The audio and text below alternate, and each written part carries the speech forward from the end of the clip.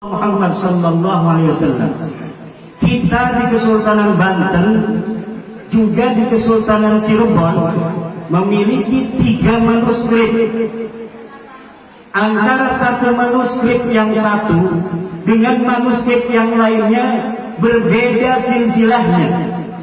Satu manuskrip menyebutkan bahwa Sunan Gunung Jati Syarif Hidayatullah adalah cucu Rasulullah melalui jalur Musa Al-Kazim. Manuskrip yang kedua, mangga baca menyebutkan bahwa Sunan Gunung Jati Syarif Hidayatullah adalah cucu Rasulullah melalui jalur Al-Hasani Al-Jailani.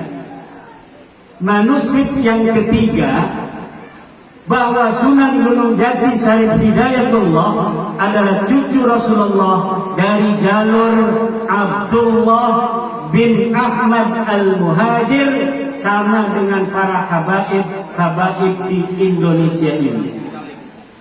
Dan untuk jalur yang terakhir ini, setelah saya teliti dengan seksama dalam waktu yang seperlu-perlunya, maka diketemukan adanya keterputusan riwayat selama 550 tahun, di mana Abdullah atau Ubaidillah sebagai anak Ahmad Al-Muhajir tidak dicatat oleh para ahli nasab yang sezaman dengan Ahmad bin Isa bahwa beliau punya anak yang namanya Ubaidillah.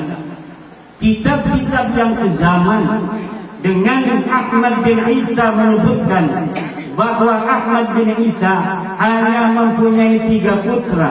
Yang pertama adalah Muhammad, yang kedua adalah Ali, dan yang ketiga adalah Husain. Tidak ada anak yang bernama Ubaidillah seperti silsilah yang kita saksikan dari para habaib yang mengaku sebagai keturunan daripada Rasulullah Muhammad sallallahu alaihi wasallam.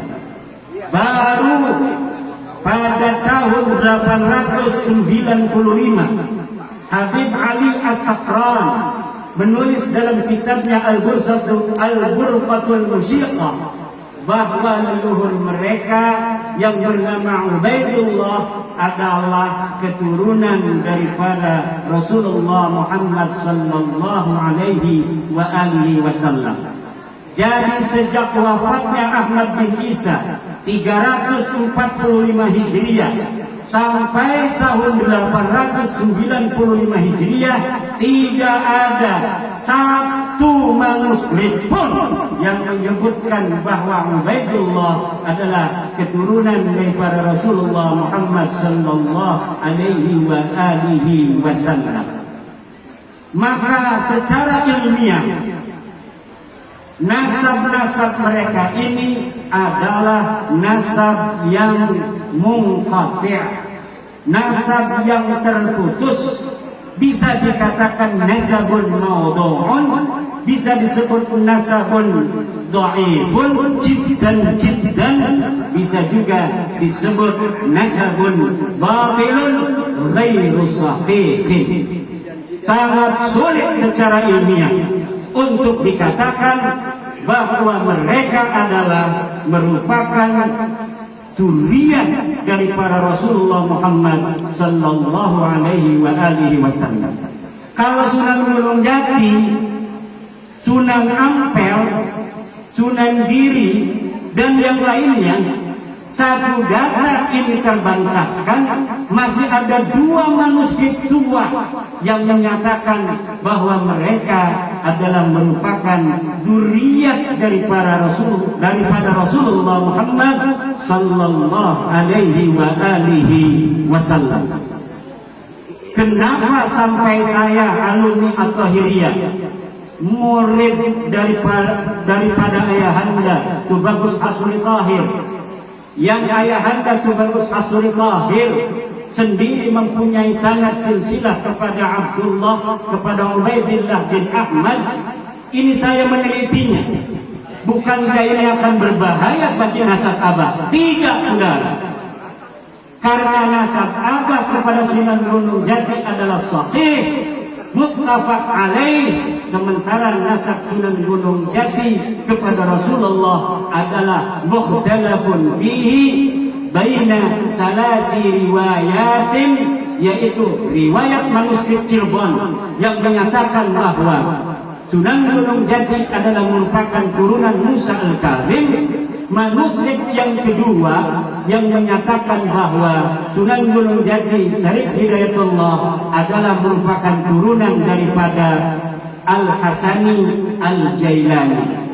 Jadi kalau umpamanya satu silsilah ini telah diteliti bahwa ini gagal secara ilmiah, maka masih ada 30 tambah 30%, 60% lebih bisa dinyatakan bahwa para wali songo ini adalah sebagai keturunan daripada Rasulullah Muhammad sallallahu alaihi wasallam.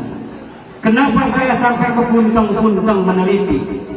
Karena saya melihat antara pengakuan dari fenomena pengakuan orang yang setiap dalam kesempatan mengaku sebagai cucu dari para Rasulullah. Di dalam tubuhku ada darah Rasulullah, sementara akhlak mereka jauh panggang daripada api dengan akhlak Rasulullah Muhammad sallallahu alaihi wasallam. Para sunan dari Wali Songo menyebarkan agama Islam datang. Mereka melebur bersama pribumi, berasimilasi, mengadakan akulturasi dengan masyarakat-masyarakat setempat, sehingga tidak ada beda antara dia pendatang dari keluarga Wali Songo dengan masyarakat pribumi sendiri, sehingga Islam menyebar di tanah Indonesia ini sejak tahun 1400 sampai 1800, aminatan mutmainnah, aman dan tentram. Tidak ada merasa satu suku lebih tinggi daripada suku lainnya. Tidak ada orang yang merasa satu ras lebih tinggi daripada ras lainnya. Tapi semenjak kedatangan orang-orang yang selalu mengeksploitasi nasab, yang selalu mengadakan kapitalisasi nasab mereka kepada umat, ini mulai terjadi pengkotak-kotakan di dalam kemanusiaan kita, sehingga ada manusia-manusia mulia yang hanya dengan darahnya, dan ada manusia-manusia yang hina-hina hanya dengan darahnya. Sementara agama kita, agama Islam, menjadikan kemuliaan itu bukan pada darah. Kemuliaan itu adalah kemuliaan takwa. Tinggi derajat adalah ilmu. Siapa orang yang mau tinggi pangkatnya, maka dia harus berilmu. Siapa orang yang pengen jadi orang yang lebih mulia dari yang lainnya, maka dia harus bertakwa. Ini adalah ajaran Islam. Innallaha qad adhaba ankum ubiyatal jahiliyah. Al-insanu rajulan mu'minun taqiyun wa fajirun saqiyun. Allah telah menghilangkan dari kalian, wahai umat Islam, ubayyah al-jahiliyah, sifat-sifat jahiliyah yang menyebarkan bahwa ayah yang mulia adalah orang-orang yang harus dimuliakan. Ayah yang hina, keturunannya adalah harus menjadi orang-orang yang hina. Ini adalah ubayyah al-jahiliyah yang tidak boleh diterima oleh para santri dan harus dilawan. Kenapa? Selain bertentangan dengan agama Islam, juga bertentangan dengan sila-sila Pancasila, terutama sila kedua, kemanusiaan yang adil dan beradab. Kemanusiaan yang adil dan beradab itu apa artinya? Artinya dari Sabang sampai Merauke, semua manusia Indonesia adalah sama. Bagi Indonesia tidak ada bedanya dia orang Banten, dia orang Aceh, dia orang Flores, dia orang Papua, dia orang Minang, dia orang Batak, dia orang Sunda, semuanya adil sebagai manusia yang mempunyai kesempatan yang sama di Indonesia ini. Ia bisa menjadi PJ gubernur, ia bisa menjadi camat, ia bisa menjadi bupati, ia bisa menjadi polisi, ia bisa menjadi TNI, ia bisa menjadi Kapolri. Inilah namanya kemanusiaan yang adil dan beradab. Kalau sebuah ajaran Islam ada satu item yang tidak sesuai dengan kemanusiaan itu sendiri, saya yakin suatu masa, suatu ketika Islam ini akan ditinggalkan masyarakat-masyarakat modern, masyarakat-masyarakat yang anti feodalisme, masyarakat-masyarakat yang anti akan kemuliaan dilihat dari sisi nasab, kemuliaan dilihat dari sisi darah yang tidak sesuai dengan ajaran agama Islam itu sendiri.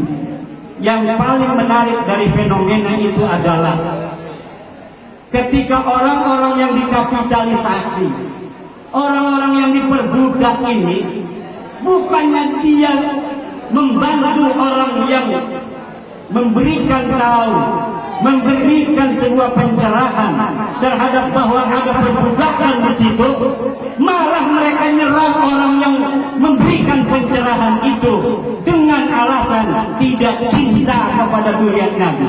Siapa yang tidak cinta kepada zuriat Nabi? Setiap malam Jumat saya di sini marhabanan dengan Abah. Mang Pait enggak tahu saya. Apa suka marhaba tahu enggak? Saya setiap malam Jumat marhabanan. Sampai sekarang kita marhabanan. Kita membaca manaqib setiap bulan sekali. Kita membaca salawat setiap hari 1000 kali. Membaca salawat bukan hanya kepada Nabi Muhammad, tapi juga kepada ahli baitnya. Siapa ahli baitnya Rasulullah? Dia adalah Sayyidina Hasan, Sayyidina Husain, Sayyidina Ali, Fatimah, Bani Hashim, Bani Muthalib yang ada di zaman Nabi Muhammad sallallahu alaihi wasallam. Keturunannya tidak bisa disebut ahli baitnya Rasulullah. Wa kullu fadilatin waradat fi fadilati ahli bait Rasulillah raja'a ilaihim la ila dzurriyyatihim. Setiap ada hadis tentang fadilah ahli bait itu kembali kepada mereka, ahli bait Rasulullah yang ada pada zamannya. Tidak ada satu dalil pun yang menyatakan bahwa hadis-hadis itu untuk keturunannya yang ada hari ini. Dan saya siap berdebat layak seluruh dunia dengan siapa saja untuk mempertanggungjawabkan kalimat saya bahwa tidak ada satu dalil hadis pun yang mewajibkan manusia untuk menghormati, mencintai keturunan Rasulullah. Tidak ada. Yang ada adalah wajib kita memuliakan ulama. Hadisnya banyak, ribuan hadis. Akrimul ulama fa innahum indallahi ulama. Ada enggak akrimul dzurriyyati fa innahum indallahi ulama? Tidak ada. Kalau ada yang menemukan hadis semacam itu untuk memuliakan zuriat, silahkan panggil saya dan kita tahrif itu hadis. Apakah hadis betul? Apa itu hanya hadis maudhu, bikin-bikinan? Apa saja yang ada mereka ceramahkan dari fadilah-fadilah mereka yang mengaku cucu Nabi adalah hadis-hadis palsu atau hadis sahih yang maknanya dirampas oleh mereka dari ahli bait untuk diberikan kepada mereka sendiri. Saya berani berdebat dengan siapapun 3 hari 3 malam untuk mempertahankan tesis ini. Pertama, tesis tentang keterputusan mereka sebagai dunia Nabi. Yang kedua, tentang kemuliaan ilmu dibanding kemuliaan darah dan nasab yang tidak diajarkan menurut ajaran Islam daripada Al-Quran dan Rasulullah Muhammad SAW dalam sunnah-sunnah. Inilah para santri terutama At-Tahiriyah yang santri At-Tahiriyah ini murid Abah. Abah ini ngajinya orang-orang Mekah, sangatnya mutasil kepada ulama-ulama besar Mekah. Sayyid Amin Qutbi, Syekh Al-Masyar, Syed Maliki, Syed Abbas Al-Maliki dan sebagainya, Syekh Yasin Padang dan sebagainya. Kita bukan diajarkan bagaimana membaca kitab, tapi kita diajarkan bagaimana menganalisa kitab. Mereka berpendapat dengan kaul Ibnu Hajar, bahwa Ibnu Hajar telah menyatakan bahwa Ubaidillah sebagai cucu Nabi. Tahun berapa lahirnya Ibnu Hajar? Beliau adalah ulama abad 10, abad 9. Bagaimana abad 10, abad 9 orang yang ada pada abad itu menjadi saksi kelahiran dari orang yang ada di abad keempat? Tidak bisa. Ibnu Hajar orang besar, tapi dalam masalah nasab perlu dalil dan perlu referensi. Dan inilah yang tidak dapat mereka temukan sampai hari ini. Demikian, wallahul muwaffiq. Karena ini permintaan dari Kiai Faiz. Mang Imad, tolong jangan sampai tidak membahas masalah nasab yang lagi viral. Siap, kata saya. Karena ini permintaan anak abah, maka saya bahas masalah ini pada kesempatan ini dengan segenap doa. Mudah-mudahan ayahanda Bagus Ahmad Asuri bin Tahir dan ibunda Manyai Mahfudah, Allah terima amal ibadahnya, Allah ampuni segala dosa-dosanya, dan Allah tempatkan di tempat yang setinggi-tingginya dalam kasih sayang dan cintanya. Wallahul muwaffiq ila aqwamit thariq. Wassalamualaikum warahmatullahi wabarakatuh.